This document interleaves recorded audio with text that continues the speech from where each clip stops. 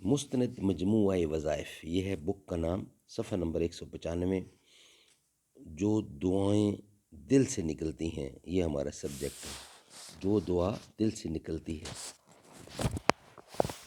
قرآن و سنت اور اولیاء کرام کی دعاؤں کا نادر مجموعہ، دل اور دماغ کو سکون پہنچانے والی دعاؤں کا نادر مجموعہ، مستند کتاب ہے مجموعہ وظائف۔ رائٹر ہیں اس کے تصدیق شدہ حضرت مفتی نظام الدین شامزی شہید رحمۃ اللہ علیہ۔ صفحہ نمبر 195۔ جو دعا دل سے نکلتی ہے وہ قبول ہوتی ہے۔ حضرت مفتی محمد تقی عثمانی صاحب دامت برکاتہم ارشاد فرماتے ہیں، سچ کہتا ہوں کہ جو دعا دل سے ہو کبھی یاد نہیں کہ قبول نہ ہوئی ہو، ضرور قبول ہوتی ہے، اور اگر کوئی دعا قبول نہیں ہوتی تو اس میں اپنی ہی کوتاہی ہی ہوتی ہے۔ میں نے تو ہمیشہ تجربہ کیا ہے، مانگنے والا چاہے اللہ جل جلالہ کے ہاں سے دینے میں کوئی کمی نہیں۔ مانگنے والا چاہیے، یعنی مانگنے والا بندے کو ہونا چاہیے، اللہ جل جلالہ کے ہاں سے دینے میں کوئی کمی نہیں۔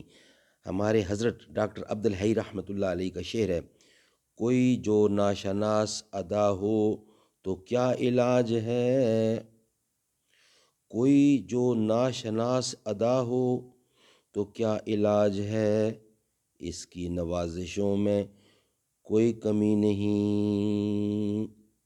اگر ایک مرتبہ انسان اللہ تبارک و تعالیٰ سے دل سے مانگے اور مانگنے کے طریقے سے مانگے جیسے ایک بھکاری بھیک مانگتا ہے، اس طرح مانگے اور اس یقین کے ساتھ مانگے کہ دینے والا ضرور دے گا، تو اللہ تبارک و تعالیٰ ضرور دعا قبول فرماتا ہے۔ اگر کوئی دعا قبول نہ ہو تو اپنی کوتاہی ہے۔ مثلا حدیث شریف میں آیا ہے کہ اللہ تبارک و تعالیٰ اس دعا کو قبول نہیں فرماتے جو غافل اور کھیلنے والے دل کی طرف سے کی جائے۔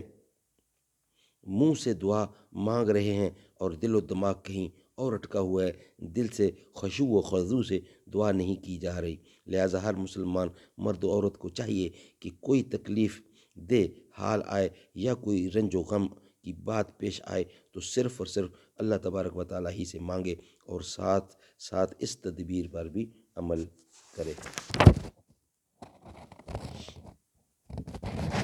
نمبر 1، غم کی باتوں کو زیادہ یاد نہ کرے، اسے بھلا دیں اور اپنے آپ کو کسی دوسرے کام میں مشغول کر لے۔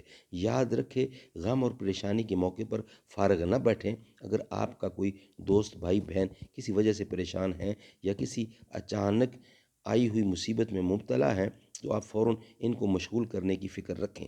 پریشانی میں فارغ بیٹھنا بہت ہی دوسری پریشانیوں کے پیدا کرنے کا سبب ہوتا ہے۔ نمبر 2، اپنے کسی اچھے تجربہ کار دیندار دوست سے ضرور مشورہ کر لیں۔ دل ہی دل میں اندر اندر گھٹنے کی بجائے کسی کو اپنا غم بتا دیا جائے تو بوجھ ہلکا ہو جاتا ہے۔ لہٰذا کسی کو ضرور بتا دیں، لیکن کسی ایسے کو بتائیے جو واقعی آپ کا ہمدرد ہو، یا اپنی بیوی سے مشورہ کیجیے یا والد، والدہ، بھائی، بہن سے، بشرطے کہ یہ لوگ راز کی حفاظت کرنا جانتے ہوں۔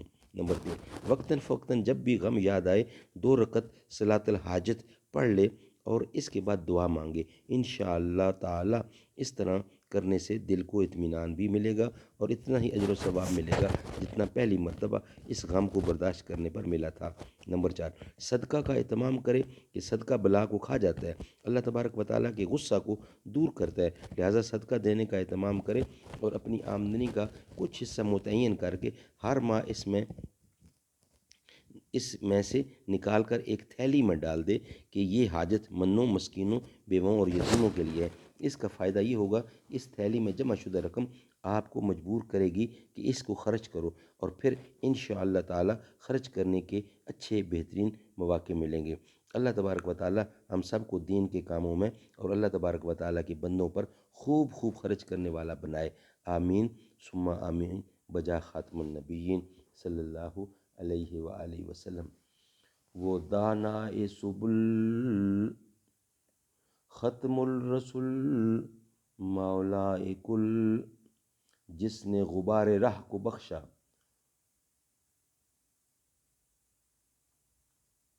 فروغ وادی سینہ نگاہ عشق و مستی میں۔ وہی اول وہی آخر، وہی قرآن وہی فرقان، وہی قرآن وہی فرقان، وہی یاسین وہی طہا۔ صدق اللہ العلی العظیم۔